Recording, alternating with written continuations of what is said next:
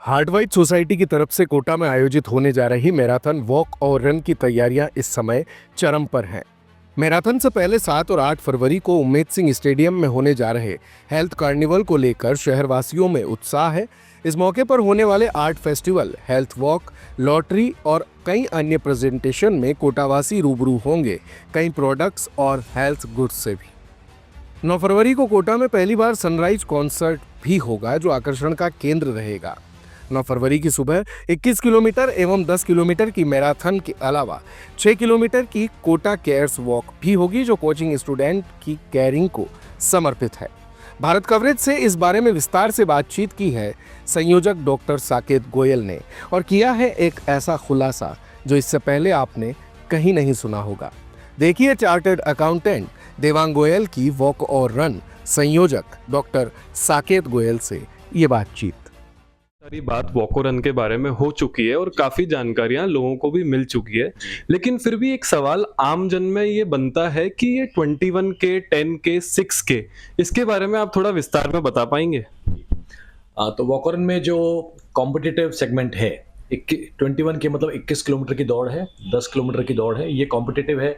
इसमें रजिस्ट्रेशन करा के टाइमिंग के साथ में आदमी जो टाइमिंग सर्टिफिकेट होता है, जो लोग रनिंग करना चाहते हैं उनके लिए है। 6 के जो है वो 6 किलोमीटर की नॉन टाइम्ड वॉक है। इसमें आदमी भाग भी सकता है, चल भी सकता है, कोई भी व्यक्ति भी, किसी भी उम्र का, किसी भी वर्ग का, और ये निःशुल्क है। इसमें कोई भी व्यक्ति जिसने रजिस्ट्रेशन नहीं भी कराया है वो आ सकता है। और कई प्रकार के आकर्षण इसमें स्टेडियम में और रूट के दौरान, रूट पे भी बहुत सारे लोगों ने अपने तरह तरह के आकर्षण क्रिएट किए हैं, तो एक जोश भरा माहौल सबको वहाँ मिलेगा। इस आयोजन के बारे में पूरे कोटा वासियों को, यानी कि हमको भी ये लगता है कि अधिकतर पूरा हाड़ौती क्षेत्र ही भाग लेने वाला है और रजिस्ट्रेशंस की संख्या देखकर भी यही लगता है। लेकिन यदि किसी व्यक्ति ने पहले रजिस्ट्रेशन नहीं कराया है और अब उसका भाग लेने का मन है, तो क्या अभी भी ऐसे व्यक्तियों के लिए कोई रास्ता खुला है इसमें भाग लेने के लिए? जी, जो 7 और 8 को हमारा हेल्थ कार्निवल और एक्सपो है उमेद स्टेडियम में, वहाँ पे ऑन द स्पॉट रजिस्ट्रेशन के लिमिटेड कुछ हैं स्पॉट्स। तो वहाँ पे कोई भी व्यक्ति आता है, कई बार अंदर चूक जाता है, कोई ट्रैवल कर रहा होता है, वो ऑन द स्पॉट आके हमारे हेल्थ कार्निवल में हमारे काउंटर्स पर रजिस्टर कर सकता है। काफी ज्यादा मैराथन्स का ट्रेंड हो गया है, जैसे कोई ना कोई कम्युनिटी कोई मैराथन कर रही है, किसी तरह का वॉक कर रही है, रन कर रही है, तो एक आम नागरिक होने के नाते क्या इसका भी कोई क्राइटेरिया है कि मुझे किस में भाग लेना चाहिए, किस में नहीं लेना चाहिए? आपकी क्या राय है? अगर कोई व्यक्ति पैदल नहीं चलता है तो पहले उसको 6 किलोमीटर का टारगेट रखना है। अगर कोई व्यक्ति रोज चलता है तो वो 10 अटेम्प्ट कर सकता है विद ट्रेनिंग। और फिर जैसे जैसे हम ऊपर बढ़ते हैं, 21 करना है, 42 करना है, उसके लिए फिर आपको एडवांस ट्रेनिंग चाहिए होती है। मैं कभी नहीं कहूँगा कोई भी व्यक्ति जो कि नॉर्मली वॉक करता है सडनली 21 किलोमीटर ट्राई करे, क्योंकि आपके सेहत के लिए भी खराब हो सकता है और इंजरी भी कर सकता है। तो एडवांस रनिंग के लिए हमेशा आपको ट्रेनिंग की जरूरत पड़ती है। 6 किलोमीटर तो ऑफकोर्स कोई भी व्यक्ति किसी भी दिन उठ के सुबह सबके साथ में चल सकता है।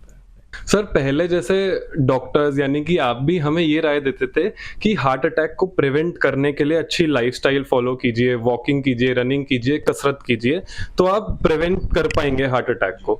लेकिन आज पिछले कुछ सालों में हम देख रहे हैं कि जो लोग वॉकिंग कर रहे हैं, रनिंग कर रहे हैं, कसरत भी कर रहे हैं और अच्छा खाना पीना भी कर रहे हैं, अच्छी लाइफस्टाइल फॉलो कर रहे हैं, उनमें भी काफी हार्ट अटैक के केसेस आ रहे हैं। जैसे कि थोड़े समय पहले एक युवक का वीडियो आया था, जिम में कसरत करते करते उसको हार्ट अटैक आ गया।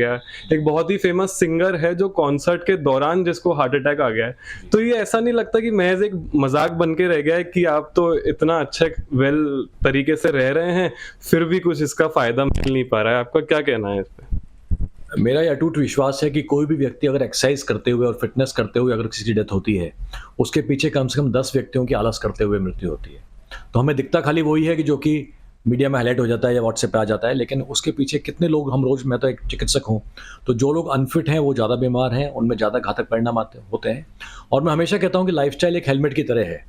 ये आपको एक्सीडेंट होने से नहीं बचाएगा, लेकिन अगर एक्सीडेंट हो गया तो उसमें जो दुष्परिणाम होता है या मृत्यु होती है उससे बचाने का चांस बढ़ जाता है। तो जो भी उत्तम लाइफस्टाइल का पालन करता है उसका न केवल दुर्घटना कम होती है, बल्कि दुर्घटना के जो दुष्परिणाम होते हैं वो भी उसमें कम होते हैं। आखिरी सवाल मेरा ये है कि भारत कवरेज जाना ही इसलिए जाता है कि हम लोगों के लिए कुछ नया और अनूठा लेके आते हैं। तो आज इस माध्यम से मैं ये जानना चाहता हूँ कि आप वॉक और रन के बारे में कुछ ऐसा बताइए जो अभी तक किसी को भी नहीं पता है, लेकिन वो उतना ही जरूरी भी है वॉक और रन के लिए। एक अनूठी बात तो शायद अभी तक जो मैंने किसी को नहीं बोली है, मेरे मन की बात की शायद मेरी तरफ से आखिरी वॉक अराउंड होगा। पहले भी इस बार काफ़ी गैप के बाद हिम्मत हुई करने की, क्योंकि एक मन था कि शहर को वापस से वो इवेंट मिले जो 16 से 19 तक परवान चढ़ा था और कोविड के बाद में नहीं हो पाया था। फिर किसी ने उसको उठाने की चेष्टा नहीं की मेरी रिक्वेस्ट के बावजूद। तो शायद इतने इन्वॉल्वमेंट वाला मेरा ये आखिरी वॉक अराउंड होगा। पर्सनली मैं हमेशा रहूँगा शहर के लिए, लोगों के लिए, लेकिन शहर की जो अन्य टीम है, रनिंग ग्रुप से अन्य संस्थाएँ हैं, उनसे मेरी ये दरख्वास्त रहेगी कि इस इवेंट को हमेशा बनाए रखें। मैं हमेशा बैकग्राउंड में रहूँगा, पर इतने फोरफ्रंट में इतना टाइम देने वाला शायद मेरे लिए ये आखिरी इवेंट होगा। दिन भर की सारी अपडेट्स के लिए सब्सक्राइब करें भारत कवरेज को और हाँ, बेल आइकन दबाना ना भूलें ताकि आप रहें अपडेटेड हमेशा।